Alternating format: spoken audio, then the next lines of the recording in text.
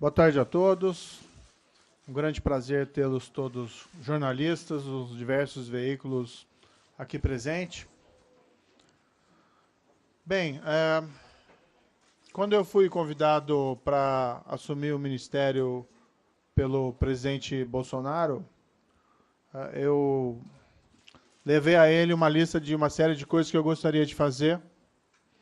E, em primeiro lugar, estava uma apresentação de um projeto de lei anticrime para tratar de aspectos, entendo, de pontos de estrangulamentos da legislação processual penal e da legislação penal. Medidas simples, mas que visassem aprimorar o nosso sistema e corrigir algumas falhas. Para minha, não surpresa, mas para minha satisfação, o senhor presidente Bolsonaro concordou inteiramente com essa proposição. Também o desejo dele de diminuir a impunidade desses crimes violentos ou crimes praticados por organizações criminosas ou crimes de corrupção. Desde o início definido esse convite, eu e minha equipe nós nos reunimos, conversamos sobre esse projeto, passamos a elaborá-lo ainda durante a transição, finalizamos esse último mês, conversamos com muita gente de fora da equipe, né, que contribuiu para o aprimoramento desse projeto, e sem vazamento, diga-se, né, foi, então, finalizado esse trabalho, e agora nós estamos apresentando. Qual que é a ideia? A ideia é apresentar esse projeto em um prazo relativamente breve ao Congresso Nacional, à Câmara dos Deputados. Vamos esperar, evidentemente, o restabelecimento da saúde do senhor presidente, que, no final de contas, é um projeto dele, é um projeto do governo federal, não apenas um projeto do Ministério da Justiça. Tá? Corrupção, crime organizado e crime violento. Por que tratar disso no mesmo pacote? Porque as três coisas estão relacionadas, esses três problemas. Crime organizado, o poderio dessas organizações são crescentes. Nós temos o exemplo recente do estado do Ceará, em que, graças a Deus e aos esforços conjuntos do governo federal e do governo estadual, não temos incidentes há alguns dias. A crise foi debelada. Mas isso revela a extensão do poder dessas entidades. É necessário jogar mais duro com essas entidades. Tá? Por outro lado, o crime organizado utiliza a corrupção para ganhar impunidade. Por outro lado, o crime organizado está vinculado a boa parte dos homicídios no país. Um grande percentual dos homicídios está vinculado a disputas de tráfico de drogas e a dívidas de drogas. Usuários que não conseguem pagar a sua dependência acabam sendo cobrados dessa forma trágica por essas organizações criminosas. Por outro lado, o crime contra a administração pública, como a corrupção, esvaziam os cofres públicos, diminuem os recursos disponíveis para que o Estado, a União Federal, possam adotar políticas mais eficientes contra a criminalidade organizada, contra a criminalidade violenta, ou políticas sociais em geral, que possam também servir como, vamos dizer, estrategicamente orientadas para diminuir a sedução pelo crime, muitas vezes de pessoas vulnerabilizadas. Então, os três problemas estão vinculados. Não adianta tratar de um sem tratar dos demais. Daí a razão de nós termos feito esse projeto abrangendo as três questões. O projeto foi apresentado hoje de manhã ao presidente da Câmara, recém-eleito, deputado Rodrigo Maia.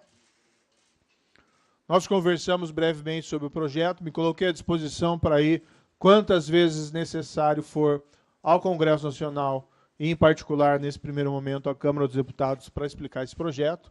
Nós já estamos agendando reuniões com esse propósito.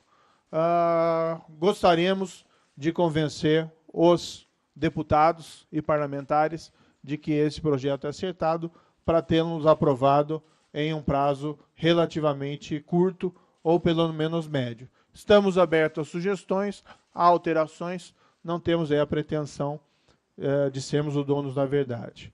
Houve uma solicitação por parte dos governadores, em uma reunião durante a transição, que esse projeto fosse apresentado a eles, o que é muito pertinente.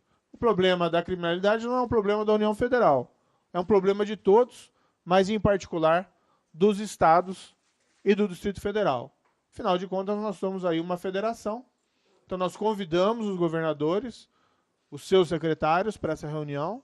Infelizmente, por problemas de agenda, é impossível tê-los todos presentes, mas houve um quórum qualificado e quem não pôde vir enviou representantes qualificados, especialmente os secretários de Segurança Pública, mais envolvidos diretamente nessa questão. O projeto foi apresentado, nós ouvimos sugestões, vamos avaliar essas sugestões e algumas até já nos comprometemos a inserir no projeto.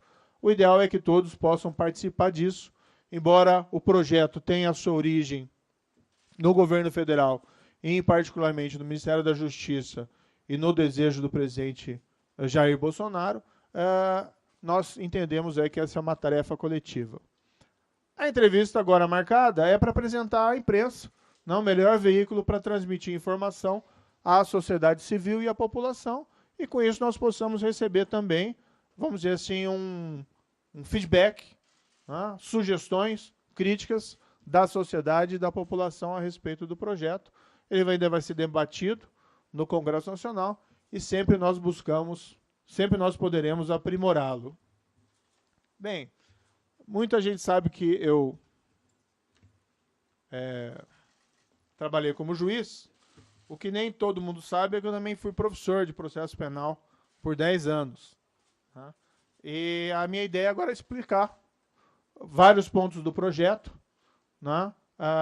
para os senhores e senhoras. Acho que todos já receberam cópia, né? E depois, ao final dessa explicação, nós abrimos para perguntas. Infelizmente, eu tenho que estar no Congresso às 3 horas, por conta da solenidade de abertura do ano legislativo. Então, nós não temos todo o tempo para poder passar a tarde aqui e explicar todos os pontos, mas fiquem cientes que o Ministério da Justiça e Segurança Pública está à disposição para, mesmo em outro momento, dar as explicações necessárias. Certo? Então, vejam, o anteprojeto, na via que foi passada à imprensa, foi separado por temas, para facilitar a compreensão. Depois ele vai ser organizado na forma de um projeto de lei, com todas as formalidades legislativas específicas. Começa com a questão da execução provisória da condenação criminal em segunda instância. O governo federal tem a responsabilidade de liderar o processo de mudança.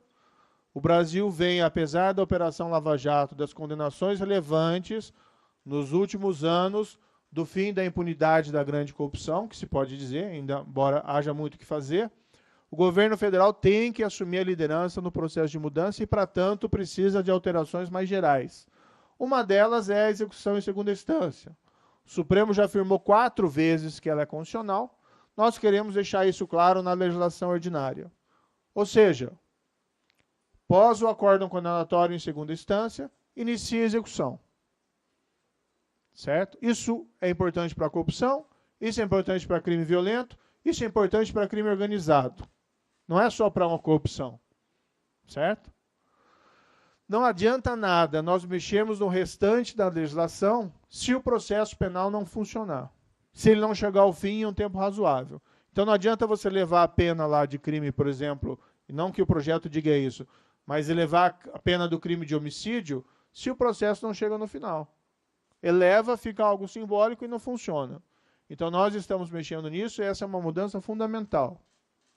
Paralelamente, nós estamos colocando na previsão legislativa que, excepcionalmente, após uma condenação em segunda instância, caso verifique o próprio tribunal ou a Corte Superior responsável por eventual recurso extraordinário ou especial a ser interposto, que, excepcionalmente, ele pode suspender a execução.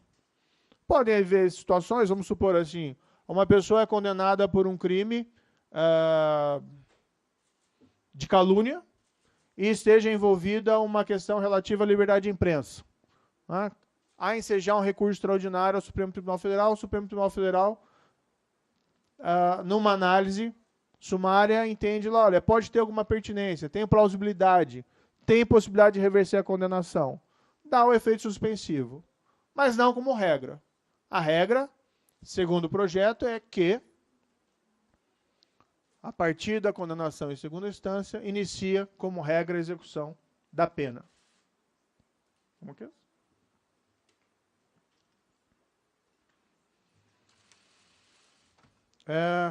Adiante. Tem vários dispositivos nesse projeto que basicamente tratam disso, né? Permitir ajustar toda a legislação a respeito dessa alteração. Por que não uma emenda constitucional? Não teria nenhum problema apresentar uma proposta de emenda constitucional. Mas nós estamos respeitando o entendimento atual do Supremo Tribunal Federal. Por 4 vezes o Supremo Tribunal Federal disse que é constitucional. Nós apenas vamos deixar claro, qual é a posição do atual governo federal sobre a questão.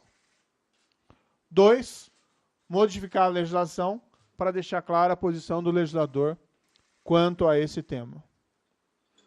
Na minha opinião, não tem necessidade, segundo a interpretação da maioria do Supremo, de alterar a Constituição. Pode-se fazer isso mediante uma alteração da legislação ordinária. Já foi anunciado, inclusive, também, isso publicamente, que o governo federal vai alterar sua posição no parecer apresentado nas ações diretas de constitucionalidade ainda pendentes do Supremo, vai alterar o seu parecer no sentido de que é constitucional a execução em segunda instância.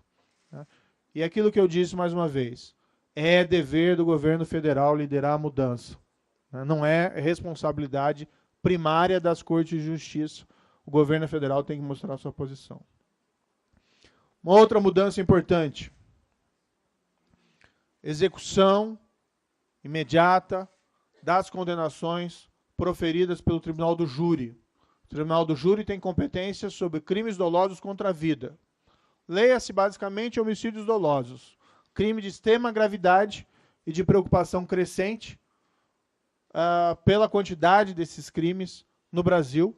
O recorde em 2016 de mais de 60 mil homicídios no ano no Brasil. Um crime de homicídio é grave por si só, 60 mil, então, é um descalabro. A medida visa aumentar a efetividade do Tribunal do Júri competente para esses crimes. O Supremo Tribunal Federal, a primeira turma do Supremo Tribunal Federal, tem 2 precedentes dizendo que para o Tribunal do Júri, em decorrência do princípio da soberania dos vereditos, se pode executar de imediato. Nós estamos nos baseando nesses precedentes e sugerindo a modificação da legislação ordinária para tanto. Tribunal do Júri, toda aquela solenidade, é um tribunal em que lembra aqueles filmes de tribunais, inclusive, que nós assistimos na televisão. É um julgamento muito mais solene e formal do que o julgamento por juiz monocrático. Nós confiamos a um corpo de jurados escolhidos dentre pessoas comuns da sociedade para proferir aquele veredito. O júri profere o veredito, eventualmente de um homicídio doloso qualificado, eventualmente de um homicídio doloso praticado com requinte e crueldade, e nós negamos efetividade a essa decisão. Eventualmente, o criminoso sai pela porta da frente. Eventualmente, ele pega um ônibus para ir embora para a casa dele e ainda divide as poltronas com os jurados, ou com testemunhas, ou com parentes da vítima. É possível sim mudar, é possível, na linha dos precedentes da primeira turma do Supremo Tribunal Federal, dar mais efetividade aos vereditos do Tribunal do Júri. Concomitantemente, nós também estamos retirando efeito suspensivo do recurso contra a decisão de pronúncia. A decisão de pronúncia é aquela decisão que o juiz profissional remete o caso ao Tribunal do Júri.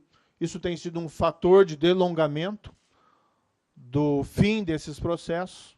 Às vezes leva anos para julgar o recurso contra a pronúncia. Nós também estamos retirando efeito suspensivo. Da mesma forma, em relação à segunda instância, nós estamos estabelecendo ali que, excepcionalmente, havendo uma situação, uma questão substancial, vislumbrando o Tribunal de Apelação a plausibilidade no recurso, ele pode conferir, como exceção, o efeito suspensivo.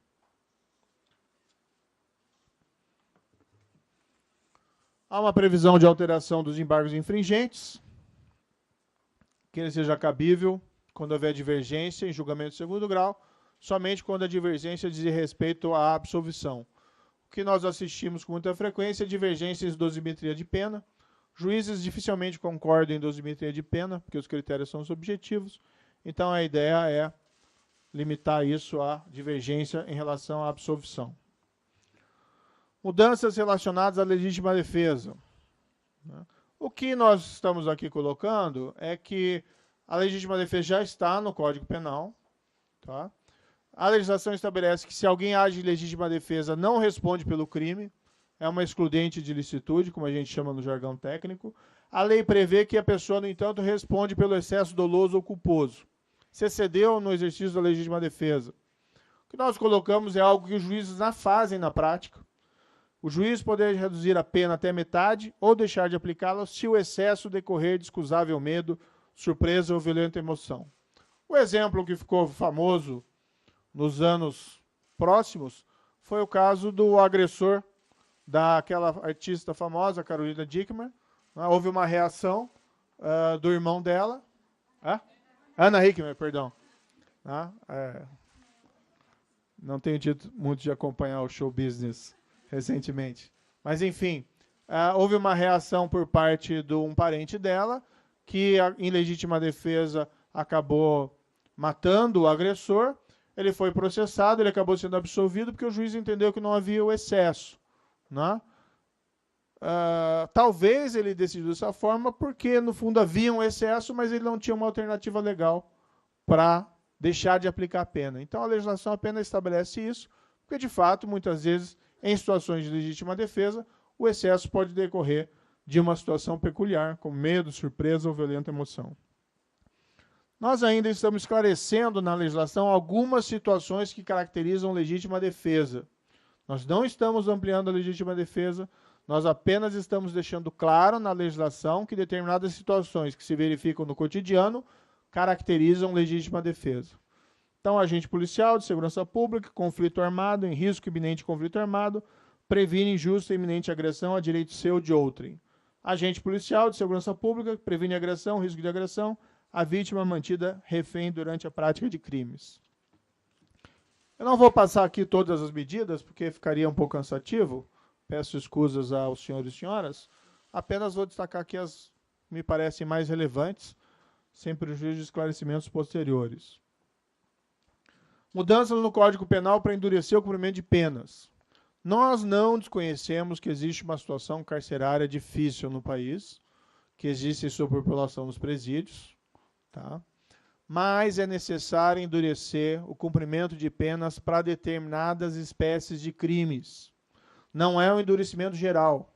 Nós sabemos que o sistema não comporta endurecimento geral, mas nós sermos mais rigorosos com crimes mais graves é algo consistente com os anseios da sociedade e não algo inconsistente com os nossos compromissos com o Estado de Direito, com o Rule of Law ou com a liberdade. Então, o que nós estabelecemos?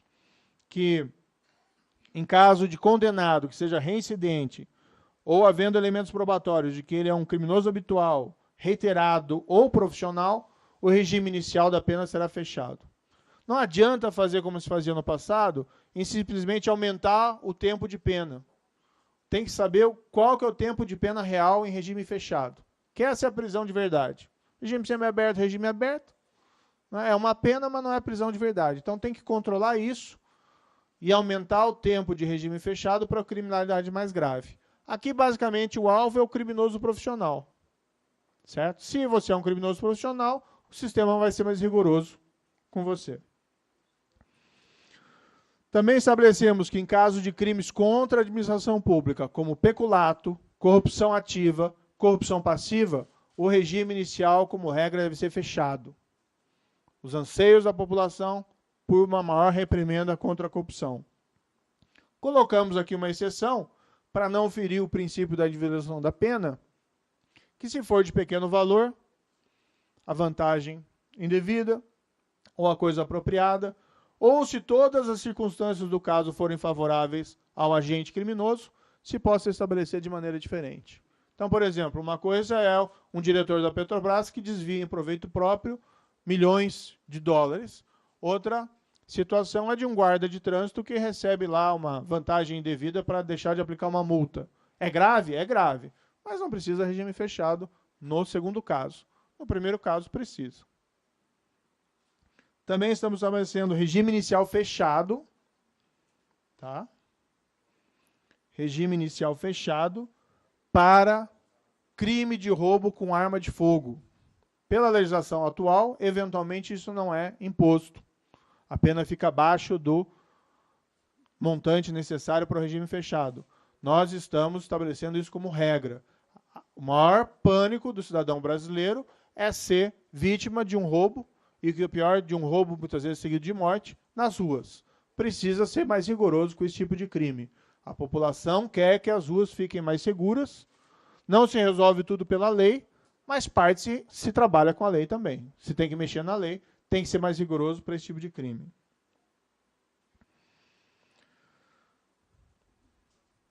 Outra situação específica. Esses tempos, um brasileiro foi condenado na Espanha porque havia assassinado uma família de brasileiros e esquartejado toda a família. Condenação na Espanha, prisão perpétua. Espanha é um Estado democrático de direito. É um país com uma legislação avançada que protege não só os direitos das pessoas, mas como as liberdades. Não é um governo autoritário. Aqui no Brasil, as pessoas muitas vezes se sentem satisfeitas, com razão, porque homicidas qualificados ou pessoas responsáveis por crimes atrozes ficam menos de 10 anos na prisão. Tem que endurecer em relação a esse tipo de criminalidade. O que nós estamos estabelecendo é que, em caso de crime hediondo, com resultado morte, só há progressão da pena com 3/5 de cumprimento dela. Tá? Como eu disse, não adianta jogar a pena de 30 para 50 anos quando o percentual de pena de regime fechado é pequeno. Tem que aumentar o percentual necessário em regime fechado. Isso não é autoritarismo, isso não é fascismo, isso é rule of law. Temos que ser mais rigorosos com a criminalidade grave. É inaceitável que pessoas que cometem crimes hediondos com resultado morte apenas cumpram uma parte ínfima de suas penas e logo retornem ao convívio social como se nada tivesse acontecido.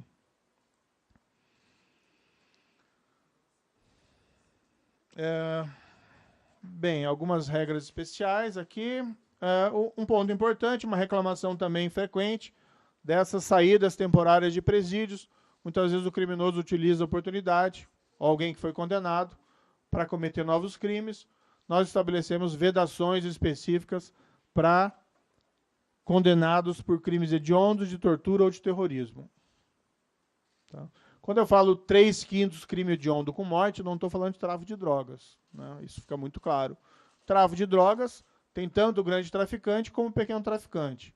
O sistema, a meu ver, não comporta endurecimento geral em relação ao pequeno traficante por conta dos problemas carcerários. Então, nós estamos evitando esse problema. Nós estamos estabelecendo que lideranças de organizações criminosas armadas devem iniciar o cumprimento da pena em estabelecimentos penais de segurança máxima. É mais rigor do que regime fechado. Nós estamos estabelecendo que o condenado por integrar a organização criminosa ou por crime praticado através de organização ou associação criminosa não poderá progredir de regime de cumprimento de pena ou obter outros benefícios prisionais se houver elementos probatórios que indiquem a manutenção do vínculo associativo. Qual que é a ideia da progressão de regime de cumprimento de pena? Preparar a pessoa para voltar ao convívio social. Então, ela começa no regime fechado, que é uma prisão mais rigorosa, vai para o regime aberto, vai para o regime aberto e vai para a liberdade. Nenhum problema quanto a isso. Entretanto, é de todo óbvio que se o condenado é membro ativo de uma organização criminosa, ele não tem condições de ser colocado em liberdade, de progredir de regime. Você quer colocar fora da cadeia alguém que tem aptidão para reinserir-se no corpo social sem praticar novos crimes. E você não quer colocar um soldado do crime organizado em liberdade. Então, se estabelece isso, e na nossa avaliação, isso transmite um recado importante para membros de organizações criminosas, de que a escolha em permanecer membro tem o seu ônus, que é a impossibilidade da progressão de regime. Também uma alteração importante, nosso ver, diz respeito ao conceito de organização criminosa. Nós praticamente mantemos a conceituação atual, mas nós nos baseamos em uma construção do Código Penal italiano, artigo 416 bis do Código Penal italiano, que descreve a associação criminal do tipo mafioso, em que eles basicamente, se os senhores e senhoras forem pesquisar o dispositivo, descreve o que é a Cosa Nostra e nomina especificamente algumas organizações criminosas que se enquadram no dispositivo. No caso italiano, a 'Ndrangheta e a Camorra. E a Cosa Nostra eles têm por implícito pela descrição no tipo penal. O que nós quisemos fazer é, bem, nós temos as nossas organizações criminosas, algumas conhecidas nominalmente, vamos então deixar claro na lei, como se diz lá, crystal clear, que essas organizações são organizações criminosas, também com o objetivo de um efeito preventivo. Então, considera-se organização criminosa, etc, etc, etc, organizações que se valham da violência ou da força de intimidação, do vínculo associativo, para adquirir, de modo direto ou indireto, o controle sobre a atividade criminal ou sobre a atividade econômica, como o 1º Comando da Capital, Comando Vermelho, Família do Norte, 3º Comando Puro, Amigo dos Amigos, milícias ou outras associações como localmente denominadas. O final significa que o rol não é exaustivo, tá? Não é possível nominar todas, nós nominamos algumas mais conhecidas e de maior alcance nacional, como o PCC e o Comando Vermelho. Senhores e senhoras vão ouvir críticas de advogados, de juristas, que essa técnica legislativa não é melhor, de nominar as associações.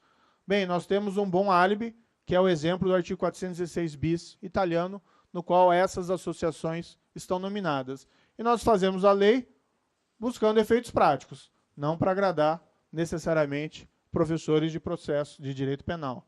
Né? Com todo respeito a eles, eu também fui um deles, então é só uma observação de passagem. Isso pode ter um efeito importante, se aprovado, que manda um recado claro que essas organizações estão fora da lei, juntamente com as outras medidas que impõem regime em penitenciária de segurança máxima para lideranças, e igualmente que proíbe progressão para aqueles vinculados a essas organizações. Uma proposta de alteração do Estatuto de Desarmamento. Aqui é a única proposta de incremento de pena do projeto, tá? Que é uma reclamação das autoridades policiais, é preciso tirar pessoas armadas da rua. Tá? Há uma reclamação de que a polícia prende e elas logo são colocadas em liberdade. Em parte porque as penas realmente do Estatuto de Desarmamento são modestas para esse tipo de crime. Então, nós estamos prevendo que, se a pessoa possuir registros criminais, condenação transitada e julgada ou por segunda instância, se ela estiver com uma arma, ilegalmente, a pena é maior. Tá? A pena é aumentada na metade. O objetivo é tirar pessoas armadas indevidamente da rua. Uma previsão de confisco alargado, que é uma medida prevista, por exemplo, em legislação estrangeira, como no Reino Unido, como em Portugal, para que criminosos profissionais, por crimes de gravidade, nas situações em que seja caracterizada profissionalismo no crime, crime de habitualidade ou vinculação à organização criminosa, possa haver um perdimento geral dos bens dessa pessoa, por uma espécie de constatação de que aquilo é produto de crime, é o chamado confisco alargado. Uma previsão de que, em confisco de obras de arte, isso possa ser destinado a museus, ao invés de ser vendido. Isso é decorrente de uma experiência da Operação Lava Jato, em que foram apreendidas várias obras de arte. E eu acho que é importante que essas obras de arte sequestradas sejam colocadas em museus, para melhorar o acervo artístico dos museus brasileiros. Então, estamos prevendo também isso expressamente. Algumas outras medidas, algumas regras para prevenir prescrição. Vamos colocar claro, o processo penal tem que acabar ou com a absolvição ou com a condenação. Prescrição revela apenas falha do sistema. Não tem por que nós temos tantas regras generosas sobre prescrição, nós fazemos ali modificações pontuais para evitar esse tipo de problema. Crime de resistência. Qual que é a ideia aqui? Nós ouvimos muito que muitas vezes a autoridade policial faz uma diligência em um local dominado por organização criminosa e numa infeliz troca de tiroteio acaba havendo uma vítima, um terceiro inocente ou eventualmente um policial. Claro que tem que se evitar esses confrontos armados ao máximo, porque é um risco de dano colateral grande ao policial, ao terceiro e, de certa maneira, ao próprio criminoso, né? Ele tem que ser preso e não ser morto. Mas, enfim, muitas vezes, quando acontece o resultado morte do policial ou de um terceiro, isso vai ao tribunal do júri. E há um manifesto receio de jurados de condenarem pessoas que trocaram tiros com autoridades policiais, muitas vezes também vinculados a organizações criminosas. Então, a ideia foi, utilizando o crime de resistência, criar um tipo penal à semelhança do crime de latrocínio, para que isso possa ser julgado fora do tribunal do júri. Tá? Não expor o júri a riscos de retaliação por parte de organizações criminosas ou criminosos perigosos, deixar essa tarefa ao juiz profissional. Soluções consensuais para o Código de Processo Penal. Tá? Em alguns países de língua anglo-saxã, Estados Unidos é um exemplo, 95% dos processos acabam com uma espécie de negociação, o chamado plea bargain. Isso não se confunde com colaboração. Acordo de colaboração, nós já temos na 12.850, foi amplamente utilizado na Lava Jato, é um criminoso que resolve trair os seus pares, colaborar, entregando crimes de terceiros, além do dele mesmo, e por isso ele recebe benefícios. No plea bargain, ele confessa, ele admite e negocia a pena. São duas proposições, uma delas de alteração do 28A, do Código de Processo Penal, para crimes menos graves, com penas até 4 anos, que normalmente são sujeitas aí à prestação de serviço, há uma possibilidade de sequer oferecer a acusação criminal pelo Ministério Público e se estabelecem ali algumas condições. Vamos dizer aqui que é uma proposta boa e, na verdade, isso foi uma sugestão do ministro Alexandre de Moraes. Ele apresentou também numa comissão de juristas um projeto e tem essa proposição específica. Com a licença dele, nós plagiamos, né? Com a licença dele, com a autorização dele, nós plagiamos essa proposta por reputá-la realmente extremamente interessante. Né? Então, essa é a proposta do 28A. Há algumas alterações pontuais apenas em relação à proposta originária. E o 395A, que seria o plea bargain propriamente dito, que após a formulação de uma acusação, pode o Ministério Público, acusado, assistido por seu defensor, negociar a pena. O que precisa? Confissão circunstanciada, uma proposta de aplicação da pena. A ideia aqui é diminuir, né, os custos do processo judicial, a velocidade de tramitação do processo, para que naqueles casos nos quais haja confissão circunstanciada, se possa resolver o caso sem o julgamento custoso. Tá? Chama atenção aqui, parágrafo 7º, o juiz não homologará o acordo se a proposta de penas formulada pelas partes for manifestamente ilegal ou manifestamente desproporcional à infração. Então, o juiz permanece com o controle final. Ou se as provas existentes no processo forem manifestamente insuficientes para uma condenação criminal. Aqui ele também tem a possibilidade de prevenir a condenação de um inocente, alguém que eventualmente aceite fazer o acordo por receio de receber uma pena maior. Vejam que aqui pode ser negociada até pena privativa de liberdade, né, diferentemente da previsão do artigo 28A. Então, se estabelece um controle do juiz. Há algumas críticas do plea bargain nos países que o adotam, que leva ele, eventualmente, à condenação de inocentes. Mas vejam, em qualquer instituição humana, o risco de erro judiciário é presente. Risco de condenação de inocentes acontece com ou sem plea bargain, não tenho dúvida. Né? Embora nós queremos ter aqui um sistema perfeito, mesmo no sistema brasileiro, acontece eventualmente condenação de inocentes. Não é a introdução do plea bargain que muda esse quadro, que eleva esses riscos. E ainda que o que nós fizemos foi prever alguns mecanismos para prevenir esse tipo de situação, dando um controle maior pelo juiz nesse processo do plea bargain. Também colocamos que o plea bargain não é para servir também como instrumento de impunidade.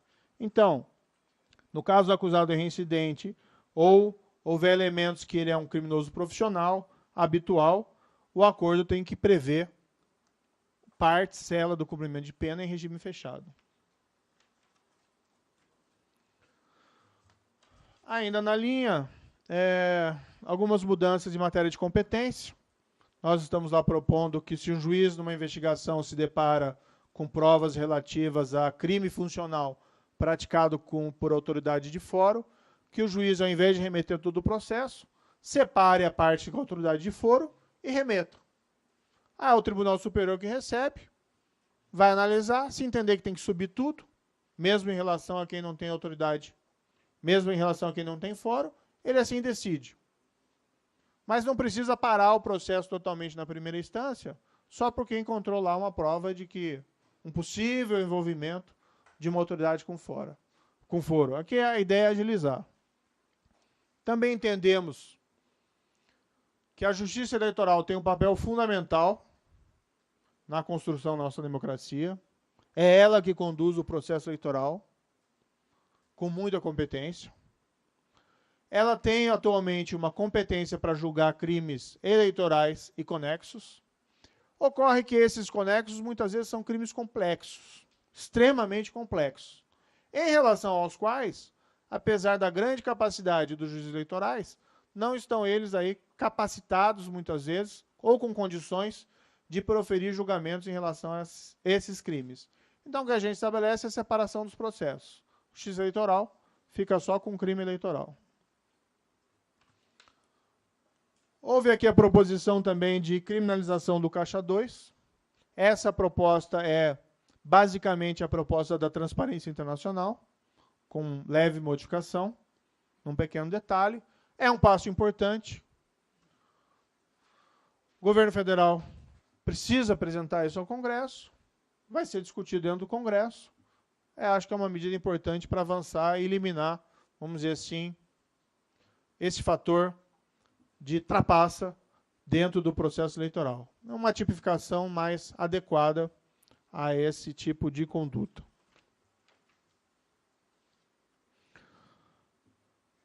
Videoconferência. A legislação atual trata a videoconferência como uma exceção. Em casos muito específicos, ela é possível ser realizada a videoconferência com o acusado preso. Ocorre que informações que nós temos são no sentido de que os estados e o Distrito Federal têm tido gastos milionários com deslocamento de presos, escoltas para essas audiências. O Estado de São Paulo, e aqui eu posso estar equivocado especificamente na cifra, aparentemente gastou mais de 40 milhões de reais, só em 2018, com deslocamento de presos para audiências. Então, o que nós fazemos é alterar a lei ligeiramente para ampliar as possibilidades de videoconferência com acusados presos. Tá? Quem já fez videoconferência sabe que é irreal a ideia de que ela fere os direitos do preso. O próprio risco, o receio de algum problema dentro do presídio é minorado pela possibilidade do advogado estar dentro do presídio. E mesmo assim, o juiz acompanha toda a videoconferência em vídeo e tem plenas condições de verificar qualquer situação anormal na realização daquele ato. Essa, inclusive, foi uma sugestão dos governos estaduais, que nós incorporamos no projeto. Uma proposta de alteração importante, dificultar a soltura de criminosos habituais. A população muitas vezes não entende, porque uma pessoa é presa, pessoa suspeita de ter praticado os crimes graves, a pessoa tem indicativos de ser uma pessoa até perigosa para a sociedade, e ela é colocada imediatamente em liberdade. Nós estamos fazendo uma proposição de alteração do artigo 310, para que, se o juiz, após uma prisão em flagrante, numa audiência de custódia, ele tiver elementos que apontem que o agente é reincidente, ou que ele está envolvido na prática habitual, reiterada ou profissional de infrações penais, ou que ele integra a organização criminosa, o juiz deve denegar a liberdade provisória. É importante retirar pessoas suspeitas da prática de crimes graves, né? Principalmente pessoas com indicações de serem membros de organizações criminosas, ou pessoas presas em circunstâncias que apontem criminalidade profissional habitual de circulação. Essa também é uma das proposições do projeto. Há previsões de alterações de medidas no regramento dos presídios federais. A ideia aqui é ter um controle maior sobre as comunicações de lideranças criminosas com o mundo externo. Tá? Detalhes também de alteração do tempo de permanência nos presídios federais. Hoje a legislação prevê 1 ano, renovável por iguais períodos. Nós estamos propondo até 3 anos, também renovável por igual período, para diminuir essas situações de exposição daqueles que requerem, aqueles que decidem sobre essa prorrogação, às situações de risco. Estamos propondo também que os estados do Distrito Federal possam construir ou instituir presídios de segurança máxima, aplicando-se a esses estabelecimentos as mesmas regras dos presídios federais. Claro que aqui com as devidas adaptações. Essa também é uma reclamação importante. Banco Nacional de Perfis Genéticos. Né? Nós temos que pensar no futuro e não só resolver problemas do passado.